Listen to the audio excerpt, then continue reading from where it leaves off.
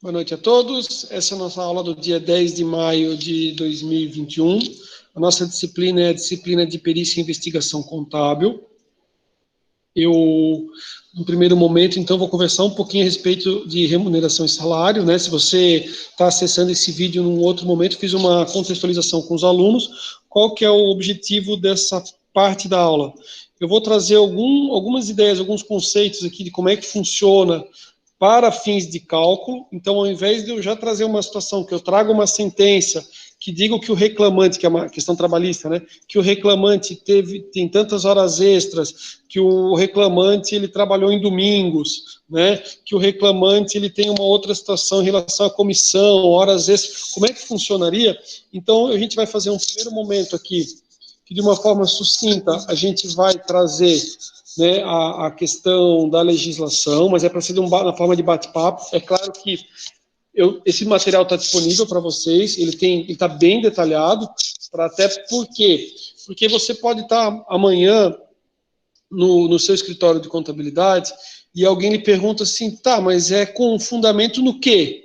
Né? Esse percentual e essa base, mas está escrito aonde? Então, o material, ele está bem detalhado, né? Ele está detalhado, tipo assim, qual que é o artigo, qual que é a súmula, né? Então, ele traz essa informação, tá? Meu objetivo não é que ninguém decore, mas que você tenha noção do que é devido, o que não é devido, né, ao empregado, quais são as obrigações do empregador, e da mesma forma, no nosso encontro de hoje, eu trouxe umas 10 questões, algumas de assinalar e outras para a gente fazer o cálculo.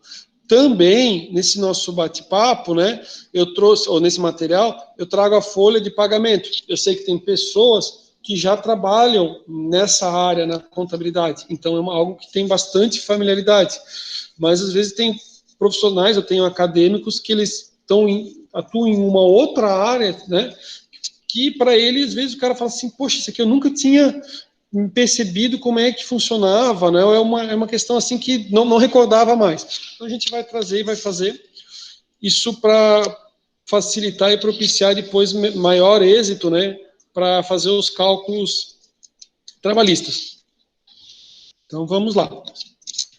Então, primeiro conceito, né? O que é a remuneração? A remuneração é o salário mais as gorjetas, né?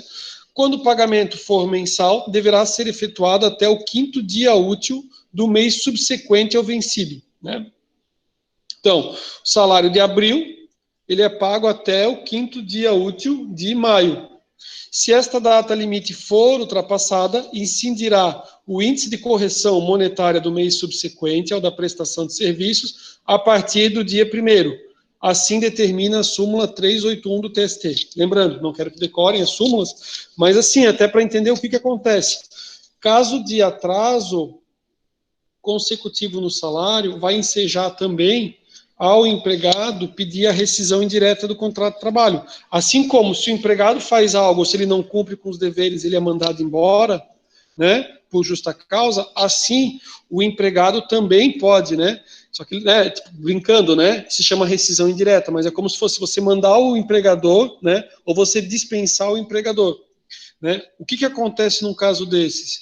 Aí é uma situação onde é como se o empregado fosse mandado embora uma demissão imotivada, ou seja, ele tem direito a sacar o FGTS, a multa dos 40%, né, direito ao aviso prévio, então ele tem uma série de direitos. Então, se houver, né, o atraso reiterado, é claro que geralmente quando atrasa salário já tem outras questões, né, já tem o FGTS não depositado, então,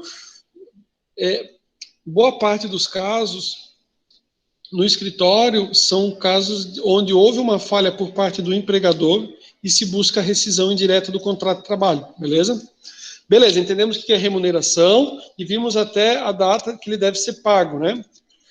Então, importante destacar que o salário família e o salário maternidade, eles são encontrados na lei, né? Aqui é a lei, a questão do plano de custeio da Previdência Social e o plano de benefício. Isso aqui é a lei, questão do INSS. Então, assim, a gente escuta a palavra salário, salário família, salário maternidade, né? Mas eles vão estar lá na legislação, relacionada ao INSS, né? E também eu acho que o material é que ele faz a explicação do salário família, quem tem direito também, tá? E eles não se confundem com o salário, conforme definido no âmbito do direito do trabalho, pois isso é um benefício previdenciário. E os salários, eles podem ser pagos, né, em relação a várias formas. Então, assim, salário por unidade de tempo ou por tempo, considera-se o tempo que o empregado trabalhou, né? Então, o que a gente vê muito, o pessoal trabalha 44 horas semanais, tem direito, né, ou 220 horas mensais para receber o salário. É claro, algumas atividades, a jornada de trabalho é menor. Então, você tem jornadas de trabalho de 6 horas diárias, né? Então, daí não vai fechar 220, é 6 horas diárias, 150 ao mês, né? O salário pode ser por produção ou por unidade de obra, tem como parâmetro de cálculo a quantidade de peças, né, unidades produzidas pelo empregado. Ou pode ser salário-tarefa, e é uma combinação das duas formas anteriores, e o salário-tarefa é aquele que se afere através da forma, né, entre um e outro, beleza? Aqui, importante mencionar, a gente teve a reforma trabalhista, e ela trouxe, né, um dos marcos foi a possibilidade do negociado prevalecer sobre o legislado, sendo que um dos pontos que mais sofreram foi a remuneração e a jornada de trabalho. Então, né, tem o artigo 611-A, que estabelece que a convenção coletiva e o acordo coletivo eles vão ter prevalência sobre a lei, quando em outros parâmetros dispuserem, né? Então, sobre planos de cargos, salários e funções compatíveis com a condição pessoal do empregado, bem como identificação dos cargos que se enquadram como funções de confiança.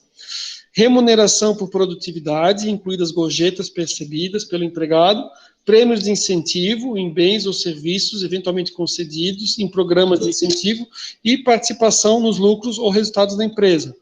O que acontece, né? Sempre quando você tem uma questão, ou que você trabalha para uma empresa, e sempre quando tem uma questão, uma lide, um conflito ali de interesses entre empregador e empregado, que vai ensejar uma reclamatória trabalhista, sempre é verificado, né, a questão da convenção coletiva conforme o ramo de atividade da pessoa. Então, trabalha no ramo moveleiro, móveis, né? Ou trabalha no ramo têxtil, né? Aí você vai verificar pela questão do sindicato. Por quê? Porque o sindicato, ele vai estabelecer as regras, né? As normas, como, por exemplo, a hora extra. Pode ser que a convenção coletiva ele estabeleça um percentual superior ao que traz a CLT. Então, foi feita uma convenção, um acordo, né, entre o sindicato, por exemplo, dos empregadores e do sindicato dos empregados, onde se convencionou, por exemplo, que a hora extra, né, ao invés de ser 50%, ela é de 70%. Então, se você simplesmente não observasse a questão da convenção, né, seria suprimido direitos do trabalhador. Da mesma forma, né, tem a questão em relação à alimentação, questão de seguro de vida, né, tem uma série de pontos. Então, assim, sempre, né, você tem, obviamente, a consolidação das leis trabalhistas, que é a CLT como base, mas sempre verificar, né, a questão das convenções coletivas e dos acordos, né, os acordos de trabalho. Beleza. Então, aqui, só para fazer o ponto em relação à reforma trabalhista e dizer que possibilitou, né, você convencionar de uma forma diferente, né, ao que estava estabelecido na CLT. Em contrapartida, o artigo 611-B da CLT, visando a proteção do salário e outros direitos dos trabalhadores, estabelece que constitui objeto ilícito de convenção, não pode, né, a convenção tratar sobre isso, ou acordo coletivo de trabalho, né, a supressão ou a redução dos seguintes direitos. Então, assim, o que a gente visualizou, né, quando foi em 2017 a reforma trabalhista? A reforma ela veio para tentar fomentar o maior número de contratações e não deixar que fosse tão engessado. Só que, ao mesmo tempo, né, eles falaram assim, olha, alguns pontos, né, a gente vai possibilitar uma maior flexibilidade para buscar uma geração de maior emprego, mas tem certas coisas que não é possível. Por exemplo, então, valor dos depósitos mensais e da indenização rescisória da FGTS. Não pode convenção coletiva suprimir isso ali. Salário mínimo, obviamente também não. Valor nominal do 13º salário. Remuneração do trabalho noturno superior ao diurno. Proteção ao salário na forma de lei. Constituído crime sua retenção, né? O cara tem que receber salário, então retém o salário dele por inteiro, não dá, né? Professor, o que seria, né? Digamos que infelizmente a pessoa acabe, né? O cara é motorista e acabe batendo o veículo. Daí o cara diz, não, pois é, não vai receber salário o mês inteiro aqui porque eu acabasse, né, arranhando ali um Porsche. Então, teu salário aqui esse mês, mês que vem, o próximo mês e o próximo, tu vai ficar sem receber nada. Não, né? Salário família. Remuneração do serviço extraordinário, que é as horas extras, né? No mínimo em 50% do normal. Adicional de remuneração para as atividades penosas, insalubres ou perigosas, né? E a questão da aposentadoria. Vale lembrar também que o parágrafo 3º do artigo 611-A estabelece que se for pactuada, né, uma cláusula que reduz o salário ou reduz a jornada de trabalho, a convenção coletiva ou acordo coletivo deverão prever a proteção dos empregados contra a dispensa imotivada durante o prazo de vigência do instrumento coletivo. Então, aqui é bem interessante, né? Esse material, a gente já estava na pandemia, mas já tinha, né? Que é a questão assim, se convencionou, né, para que não houvesse uma dispensa de uma quantidade grande de funcionários, dizer assim, ó, a gente vai ter que... A gente vê muito aquela questão das montadoras, né? Aí o cara vai dizer, não, a gente vai, para não mandar o pessoal embora, a gente vai reduzir a jornada de trabalho e o pessoal vai acabar ganhando um pouquinho menos. Aí beleza, só que assim, se você fizer isso, você não pode despedir. A gente viu isso com a pandemia, né? A gente teve alterações ali nos contratos de trabalho e daí também o direito a não ser despedido, né? Imotivadamente, né? Não que daí o cara vai querer aprontar, né? Beleza, aqui a gente vai ver a ideia do que é as parcelas salariais. Então, o que é o salário, né? A contraprestação salarial do empregador ao empregado. Geralmente é composta de um salário básico, né? Que é a ideia, né? O salário, e outras parcelas de natureza também salarial, que são, né? Os adicionais, né? As gratificações legais, 13º e comissões. Então, aqui tem até uma representação gráfica aqui para mostrar, né, o que são as parcelas salariais. Salário básico, comissão, os adicionais, 13º e gratificações. A gente vai ver cada um deles, tá? E o percentual, né? A parcela sendo considerada salarial irá repercutir em outras verbas relacionadas ao contrato de trabalho. Vai ter o reflexo, né?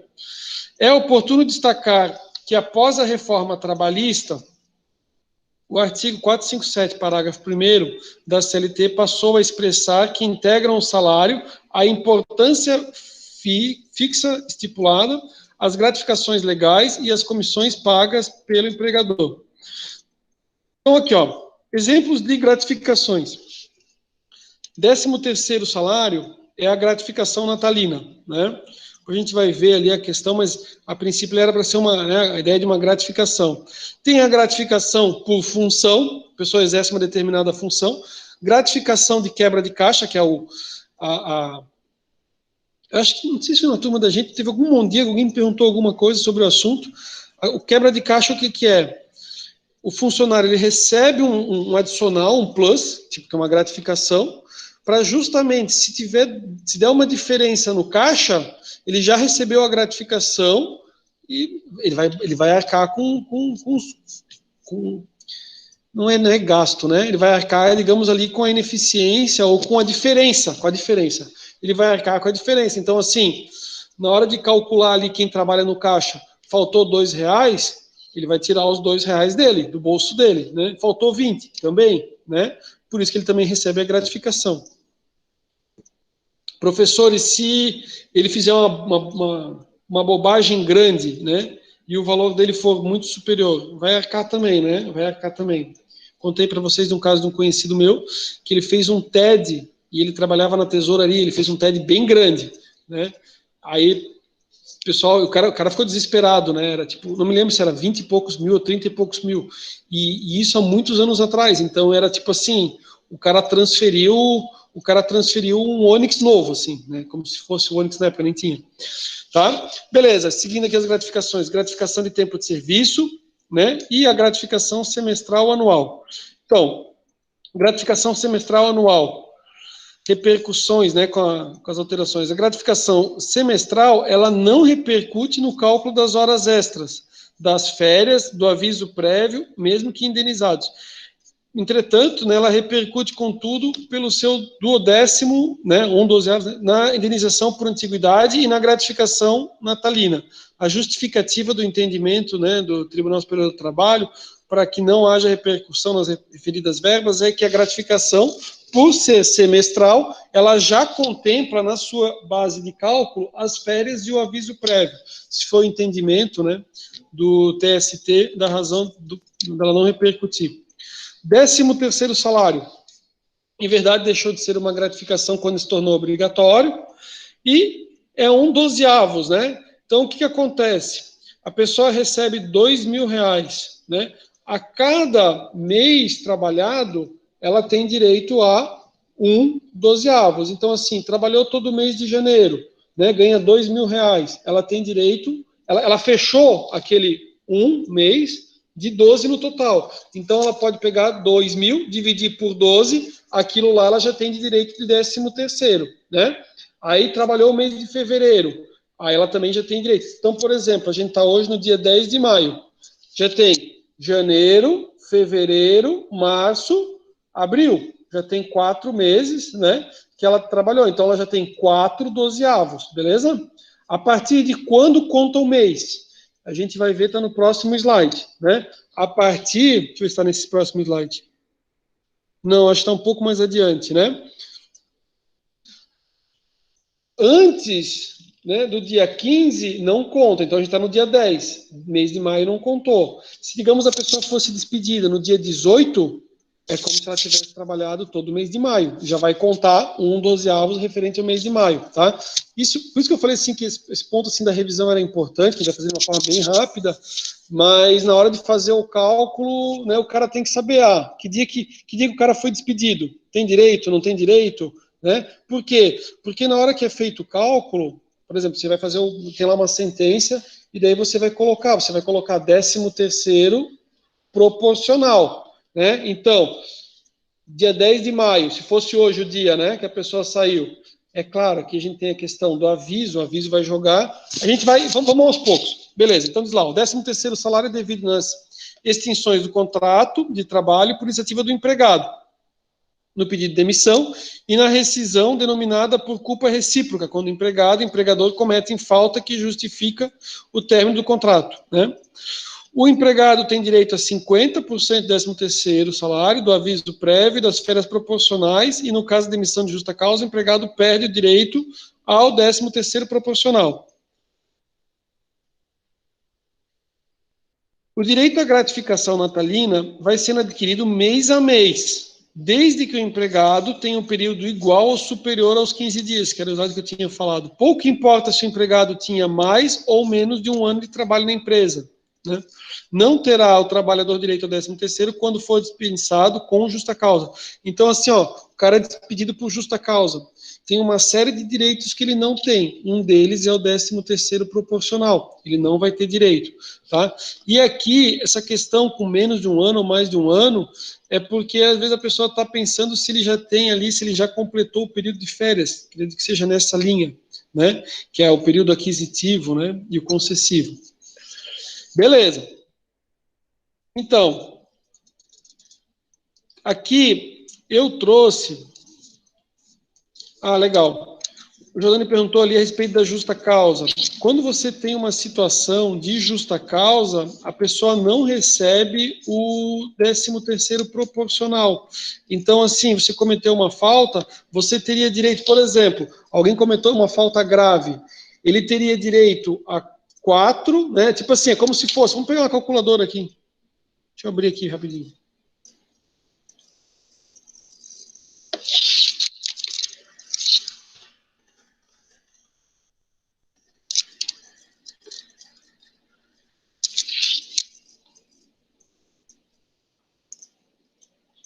Ó, o que acontece? É que o número dá muito quebrado, né? Mas digamos assim, ó, se a pessoa recebe 2.000, né? A cada mês, porque o mês tem 12 anos, ele tem direito a 166,66, né? Quando ele completar 12 meses, quando chegar no final do ano, ele vai ter 2.000. Por isso que chega lá no final do ano, o cara tem direito ao 13º salário, né? É claro que aqui tem a questão da Previdência, né? Vai dar imposto de renda, né? Mas a lógica é essa, o cara ganha 2.000, a cada mês ele tem dividido por 12, 1/12. Como já completou janeiro, fevereiro, março e abril, ele já teria direito a 666,666, né? Só que ele foi mandado embora por justa causa, ele cometeu uma falta grave, o empregado. Se ele cometeu uma falta grave, esse dinheiro ele não recebe, tá? Na justa causa ele não recebe. Vamos adiante. Acho que isso que o Dan tinha perguntado, né?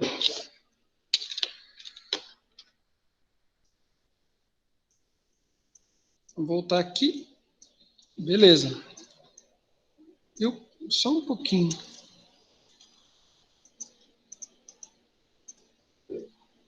Valeu. Eu me perdi aqui nas telas, eu tirei a tela de apresentação porque eu estava vendo. Que bom, vamos adiante.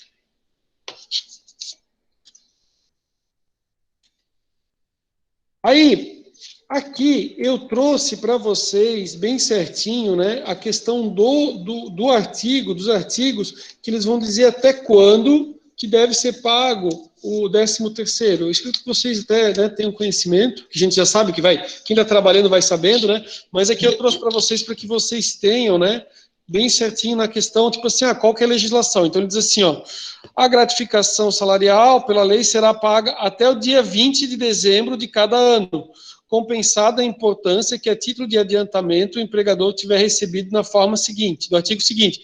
Claro, porque assim, ele tem que ser pago até o dia 20 de dezembro, se a gratificação natalina é para o cara ter o dinheiro no Natal, né? Que é o 13º salário. Só que daí, ele vai ter recebido a metade adiantada, né? Que geralmente acontece, né? Então, aqui ele vai dizer, o artigo 2º assim, ó, entre os meses de fevereiro e novembro de cada ano, o empregador pagará como adiantamento da gratificação de uma só vez metade do salário recebido pelo respectivo empregado no mês anterior.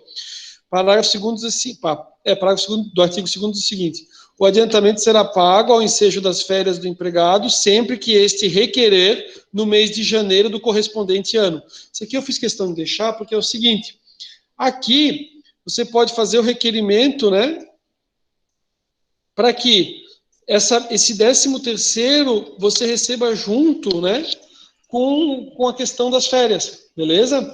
De forma geral, o que acontece? Tem muita empresa que paga, né, depois que passou a metade do ano, então a pessoa trabalhou metade do ano, um pouquinho depois ele recebe, então, o 13º, a faculdade já pagou, já pagava assim, né, não lembro se era em agosto, acho que era por agosto, alguma coisa assim, e atualmente a faculdade ela faz o quê? Ela paga até novembro, né, então em novembro ela paga a parcela do TAD, né, do 13º, e daí a segunda ela paga, né, até o dia 20 de dezembro. Comissões. Empregado comissionista é aquele que recebe comissões, né, tipo vendedor, né, geralmente sobre vendas. O empregado pode ser remunerado só por comissões, assim como ele pode ter fixo mais comissões. Aí, isso também foi uma matéria que foi levada lá para o TST, e para o TST, o comissionista, ele não tem direito ao pagamento da hora extra cheia, mas apenas o adicional das horas extras. Vou explicar. As horas extras já se encontram remuneradas pelas comissões recebidas, restando apenas o direito adicional. Deixa eu pegar a calculadora aqui de novo, pessoal. Vocês veem como isso pode fazer diferença na hora que vocês forem fazer os cálculos, né? Bem calculador. Estou na tela errada. Ó, pensem o seguinte, tá? Olha só. O vendedor, digamos que ele ganha um fixo. botar os 2.000, eu tava até pensando, vou mudar o valor, mas tá, vamos botar 2.000, vou botar 2.500 fixo, beleza? Vamos botar para mudar um pouco. Ele ganha R$2.500 de fixo, mais as comissões sobre as vendas. O que o TST disse? Ele disse assim, olha, a pessoa vai ganhar a hora extra pelo adicional, mas não pela hora cheia. Como assim? Vamos fazer o cálculo da hora extra. Como é que funciona a hora extra? A hora extra, a pessoa tem direito ao adicional, né? Lembrando, sempre dá uma olhada na convenção coletiva, né, no acordo coletivo, mas, a princípio, né, se for horas extras ali, que a pessoa trabalhou uma horinha a mais, não estou falando no domingo que o cara vai ganhar pagamento em dobro, 100% a mais, né, mas, ou num feriado, mas se não, no mínimo, 50% a mais. Então, vamos calcular para uma pessoa que trabalha 220 horas por mês, né, que é aquela jornada de 44 horas semanais, 220 horas por mês, quanto que ele ganha por hora? Então, ele ganha 2.500 dividido por 220. A pessoa ganha 11,36, beleza? Se a pessoa fizer hora extra, ele não é comissionado. Como é que ficaria? Com adicional de 50% vezes 1,5. Ó, R$17. Repete, professor. Se fosse uma pessoa que não é o caso do comissionado, mas só para a gente calcular. A pessoa ganha 2.500, divide, ele faz 44 horas semanais, 220 mês, ganha R$11 a hora.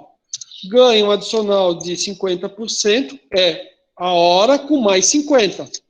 Seria R$17 a hora, beleza? Ah, professor, fez 40 horas extras, vezes 40. Ó, é o que daria de hora extra, beleza? Só que, no caso de comissionado, o TST entendeu o seguinte, ó, é o 2.500, divide por 220. Lembra que a gente fez vezes 1,5? Você lembra que a gente fez 1,5? Para o TST, ele disse assim, não, você não faz 1,5, você só faz 0,5. Só que eu fiz errado porque eu não botei a fórmula. Ó, 220 igual. Você só faz assim, ó, vezes 0,5. R$5. Ele vai ganhar R$5 por hora, vezes 40, por exemplo, 227. Por quê? Porque o Tribunal Superior do Trabalho ele entendeu o seguinte, que aqui o vendedor, o grande negócio do vendedor é a comissão, ele ganha um fixo mais a comissão. E a hora em si já está junto na ideia, essa hora já está junto na ideia que ele recebe o fixo mais comissão. Então, ele pode ter a hora extra? Pode, só que ele só vai receber o adicional, ou seja, se for com 50% a mais, é o 50%. Se for com 60% a mais, é o 60%, tá? No caso de pessoa, tá, que recebe por comissão, empregado comissionista, beleza? Para o caso do salário misto, o TST editou, né, esclarecendo que o cálculo deve ser feito em separado, ou seja, o empregado terá direito ao pagamento da hora extra cheia sobre o fixo e apenas o pagamento adicional sobre as comissões. Tá? Seguindo. Na CLT, existem disposições sobre as comissões serem recebidas pelos empregados, destacando que integram o salário, a importância fixa estipulada, as gratificações legais e as comissões pagas pelo empregador. E daí, o pagamento de comissões e percentagens só é exigível depois de ultimada a transação a que se refere. Aqui é aquele questionamento, né, a respeito, 466, né, a partir do momento quando que é exigível, né? Então, assim, ultimada a transação a que se refere, para dizer assim, ó, foi vendido, o comprador pagou, a pessoa recebe a comissão, né? Então, assim, já foi pago, né, a comissão, aí é devida, não é tipo assim, a venda foi feita com, o pagamento vai ser lá daqui a... Você pega, digamos assim, valores mais expressivos, né, e o pagamento é por vezes posterior, então, assim, quando é que a transação se completou, né? Foi com pagamento, está tudo concretizado, aí a pessoa tem direito à comissão, beleza? Senhores, tudo no direito depende, tá? Tudo no direito depende. Então, assim, ó, se você tivesse uma situação real, caso para verificar, né?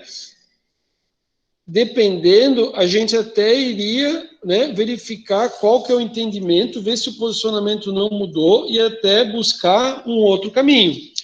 Como assim? O que eu quero dizer é que o entendimento do tribunal, ele é um.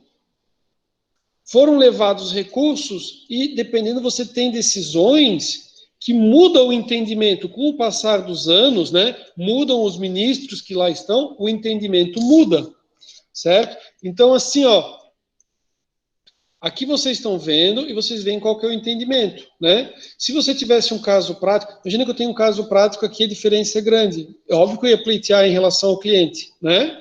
Faz a fundamentação, busca. Por quê? Porque se o advogado, né, se os profissionais não pleiteassem, esse entendimento jamais mudaria, né?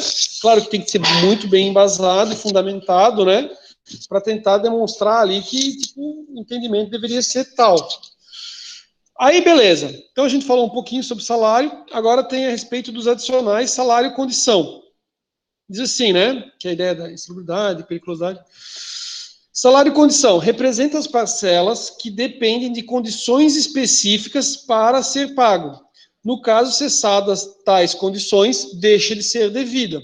Então, assim, ó, a pessoa...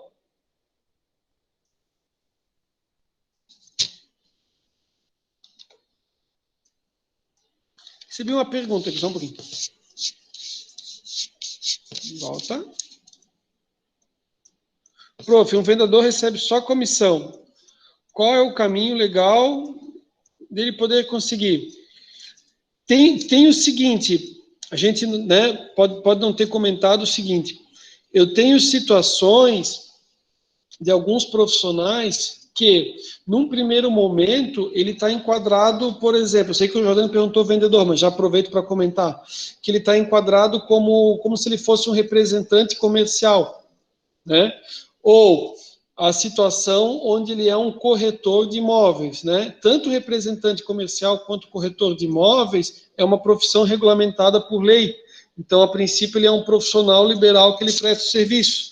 O corretor de imóveis ganha só por comissão, só sobre o que ele vender, e o representante comercial também a ideia, né? Que ele tem lá o trabalho dele, ele representa uma empresa e daí ele ganha comissão.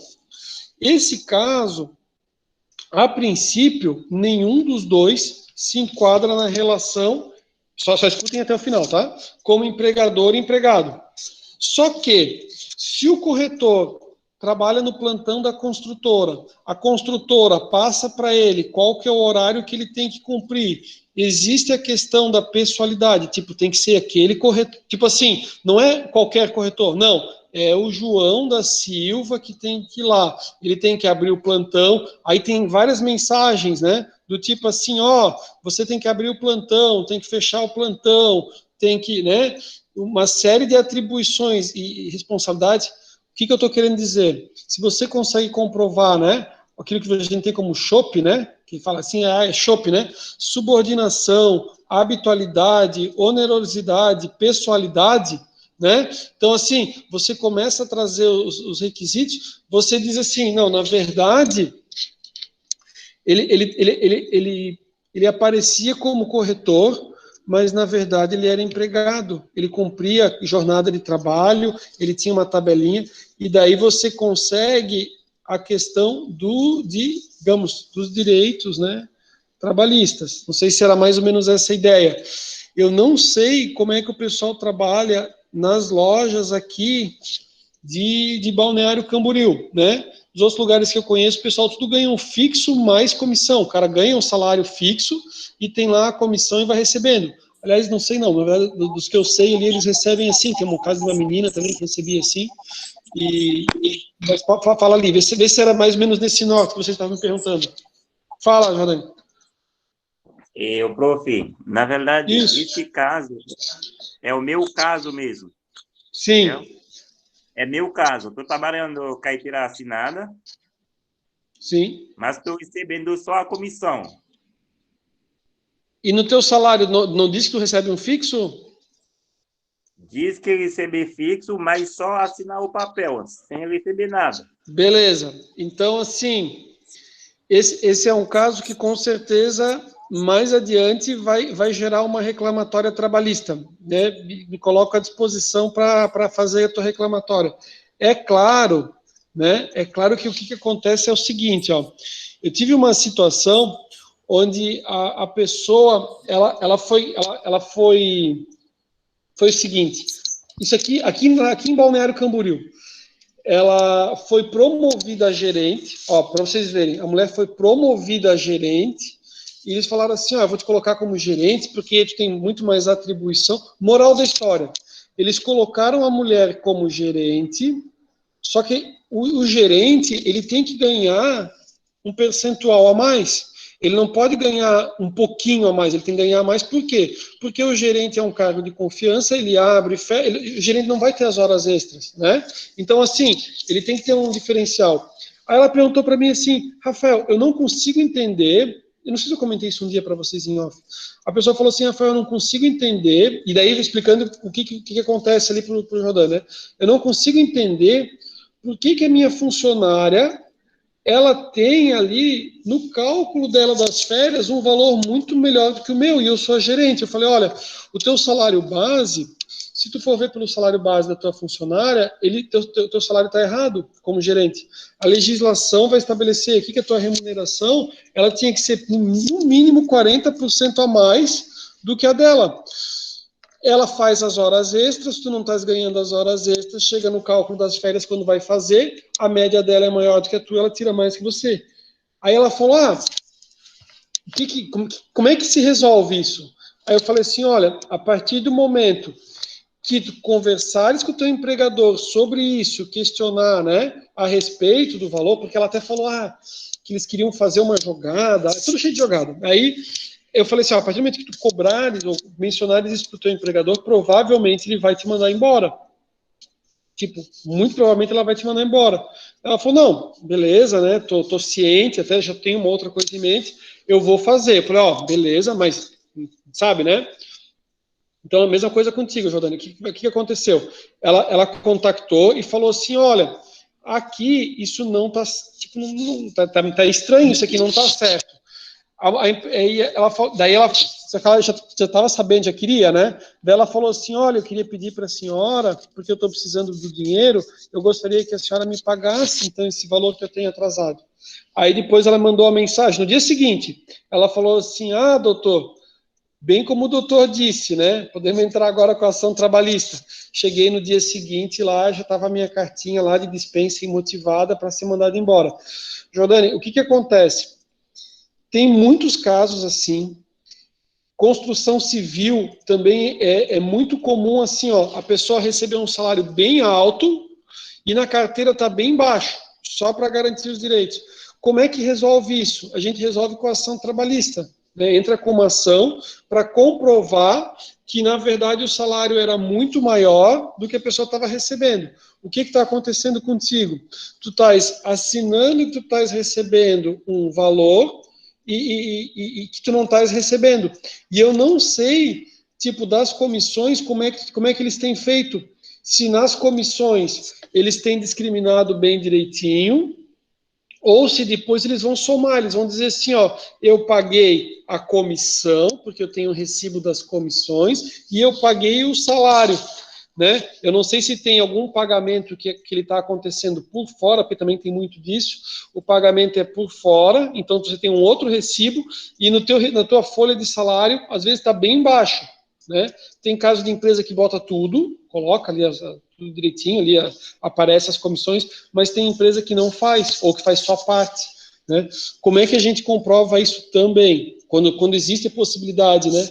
O funcionário tem as telas. Eu tenho um caso de pessoa que trabalha de lojista aqui de Balneário, que o que ele fez? A pessoa fez o print das telas, mostrando assim, que o sistema ele tinha uma parte de comissão por dentro e uma parte de comissão por fora. O que eu recomendo para ti, né? Que tu busque, né, subsídio. É claro, você também tu começa a alardear ali, pedir para os teus colegas, todo mundo, alguém vai lá e conta para o patrão, né? Mas assim, que tu tome o cuidado, ou que depois tu tenha alguém que seja uma pessoa imparcial, que testemunhe o que estava acontecendo, que tu assinava. A gente teve isso, tá? Eu tive o caso a ação foi, a gente entrou em Brusque, né? Que era um funcionário que ele tinha a carteira de trabalho assinada como piso, ele ganhava 5 mil, na Constituição Civil ele ganhava 5 mil, a carteira de trabalho estava no piso, e daí quando o cara mandou embora, ele ingressou com a ação e o cara falou, não, mas eu já paguei tudo, o cara tinha recibo de tudo, ele tinha os recibos assinados, aí a gente falou, olha, excelência, não condiz com a realidade, né, isso que ele está apresentando, os recibos, e eram os valores tudo no piso, tá? O juiz entendeu, as testemunhas comprovavam que todos os funcionários eles estavam registrados no piso, que era uma questão previdenciária, que tinha receio se alguém se acidentasse na obra, mas que o salário deles era outro, deu certo. Deu? Respondi mais ou menos? Eu acho que é isso que está acontecendo, estás assinando e não estás recebendo, né? Beleza. E aí, professor, obrigado. Mas aonde que tu trabalhando, o cara quase não obedece sobre a legislação trabalhista. Sim. Talvez eu trabalhei mais que normal. Sim. Na verdade, a minha história é uma história bem grande mesmo. Sim. Trabalhei quase 5 anos na empresa, né? Nunca tive folga e domingo do mês. Quando foi que tu saiu da empresa? Faz quanto tempo? Estou trabalhando ainda. Está trabalhando ainda? Então tá. Então, assim, ó, o que passou de 5 anos, a gente não consegue mais reverter, porque a gente consegue sempre cobrar os últimos 5 anos. E o dia que tu não tiveres mais na empresa, aí a gente consegue entrar com a ação, só que a gente tem que tomar o cuidado entre tu sair da empresa e até o tempo de entrar com a ação, tá? Mas com certeza, né, o que eu tomo cuidado, né? Às vezes até quando tenho situação, às vezes até do acadêmico me pedindo bastante prova, né? Eu digo para a pessoa sempre fazer bastante prova do que está passando. Então, por exemplo, assim, prova que está fazendo hora extra, prova que está trabalhando domingo, né? Porque hoje em dia tem o celular, então a pessoa consegue bater foto que está trabalhando no dia, né? Às vezes tem lá uma outra, consegue ter esses registros, entendeu? E daí depois isso pode ser utilizado. Pode ser que não, que depois no final o empregador bote a mão na consciência e pague todos os valores devidos, mas se não, daí cabe entrar com uma ação. Beleza? Vamos adiante.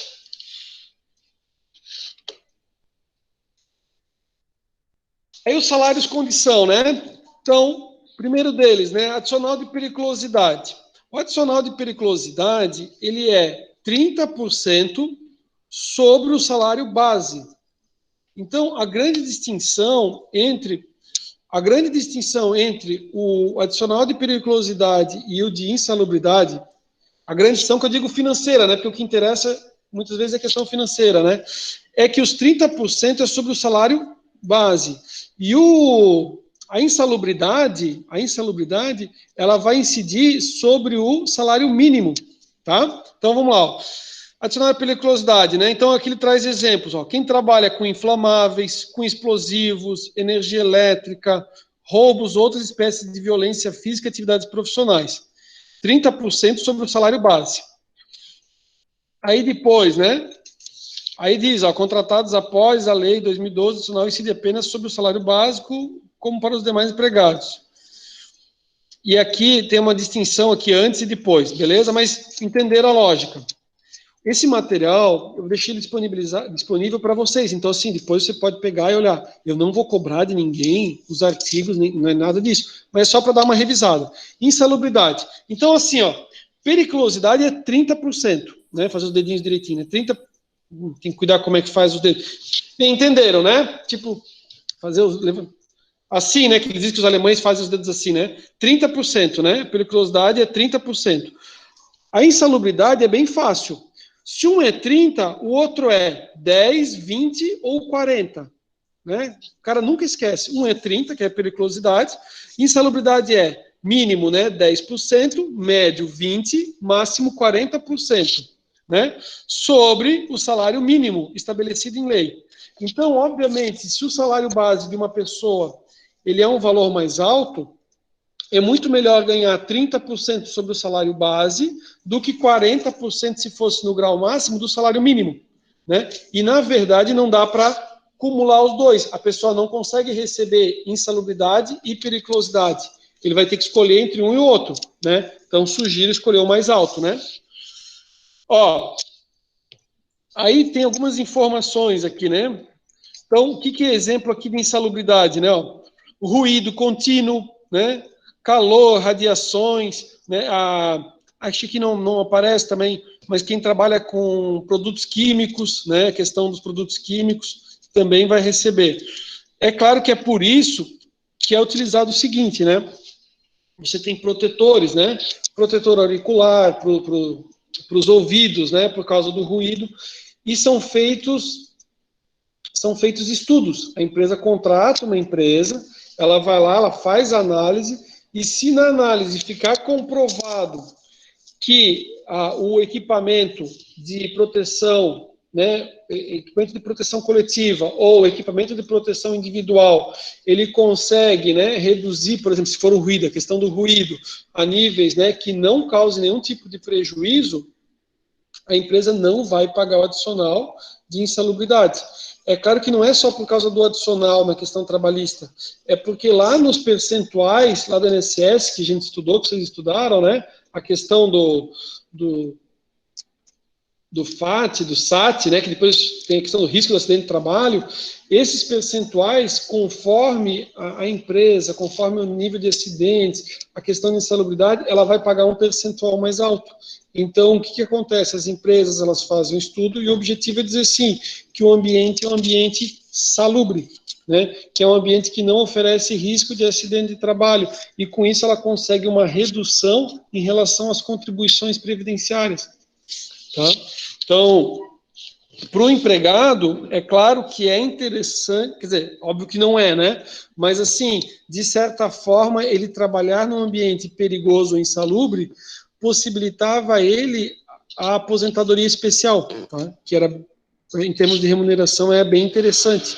Por quê? Porque ele não tem o fator previdenciário e com 25 anos de trabalho, ao invés de 35 homens, né, com 25 anos, ele já conseguia a sua aposentadoria com a remuneração integral, tá? Isso foi mudado agora em 2019, né? Tem quem está na regra de transição, mas situações, por exemplo, você tem alguém que começou a trabalhar com 20 anos, com 45 anos, trabalhava na indústria, estava aposentado. A média dele deu 4 mil, ele se aposentava com 4 mil. Aí você fala assim, meu pai trabalhou 35 anos, aí ele ganhava 4 mil também, mas daí teve o fator previdenciário, ele passou a ganhar 2.600, é isso mesmo. Então, assim, o governo, né, de certa forma, ele está buscando, daí ficou ali a PEC paralela e tudo mais, mas a lógica é a seguinte, que toda a população, né, se aposente só por idade, né, não tenha mais aposentadoria por tempo de contribuição, agora quem está na regra de transição, mas depois todo mundo, né, que nem a gente, que nem eu, que nem vocês, só com a idade, né, estabelecida, que nesse momento é 65 para o homem, 62 para a mulher, né, daqui a pouco a gente vê, vai que a nossa expectativa de vida também sobe, aí também sobe essa data, beleza? Esse período, momento. Beleza, ó, deixa eu ver, só voltar um pouco ali. Aqui diz, ó, sem prejuízo de sua remuneração, nesta incluído o valor do adicional de insalubridade, a empregada grávida deverá ser afastada da atividade, tá? Então ela vai trabalhar em outro local, mas ela não tem prejuízo na remuneração, tá? No caso da lactante, o comando é diferente, a regra de permanência no trabalho, seja qual for o risco do agente salubre. O afastamento para ela é uma exceção e está condicionado à apresentação de atestado médico que o recomende. Beleza, falamos sobre o adicional de periculosidade e o de insalubridade. Adicional de transferência. Quando que a pessoa recebe um adicional de transferência? O cara né, transferido para uma outra cidade. É devida à razão nunca inferior de 25% dos salários que o empregado percebia naquela localidade, enquanto durar essa situação. Nos casos em que o empregador transfere o empregado de forma provisória para outra localidade diversa da que resultar do contrato. Então, assim, o empregador precisa que você, né, vá residir agora em, sei lá, numa outra cidade aqui no estado. Até podia botar Florianópolis, né? Vamos ter que morar em Florianópolis, né? Era o objetivo do empregado morar em Florianópolis? Não, o cara estava feliz aqui. Né? Mas o empregador fala, olha, eu preciso que tu passe pelo menos uns 2 anos lá, certo? Ele vai receber esse adicional de transferência. Tá? Ah, professor, se não receber, né, dá para pleitear, beleza? Só que assim, né, ó, enquanto durar a situação, e, no caso, transfere provisoriamente. Adicional noturno. Senhores, vamos fazer o seguinte, deu nosso horário, vamos fazer um intervalo rápido de 20 minutinhos, daqui a 20 minutinhos a gente retorna e a gente volta aqui para os adicionais, beleza? Vou parar a gravação, vamos fazer um lanchezinho, tomar um cafezinho, tomar uma água, lavar o rosto. Daqui a pouco a gente já retorna aí novamente, com daqui a 20 minutinhos.